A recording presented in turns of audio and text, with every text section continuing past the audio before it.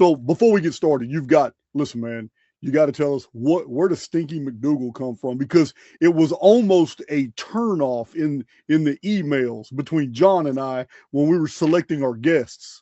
And I was like, Stinky McDougal, come on, man, is this a troll? Who is this? Yeah.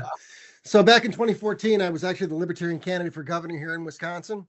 And after the election, I got involved in doing some advocacy work on disclosure of the UFO phenomenon with Steve Bassett of the Paradigm Research Institute, and the party went apoplectic.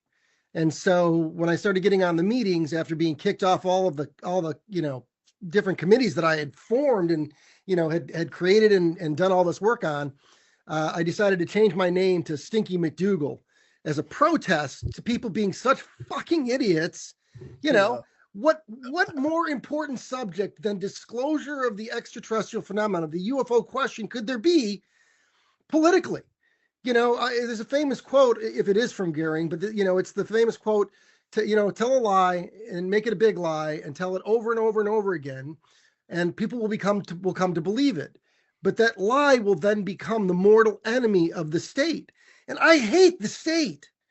And so Stinky McDougal is really an affectation of me protesting against the authoritarians of the party, of the Libertarian Party, oddly enough, trying to tell me what I could and I couldn't talk about.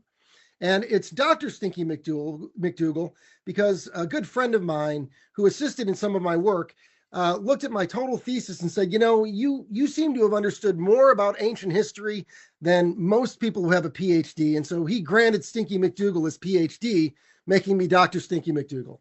Awesome. You got honorary.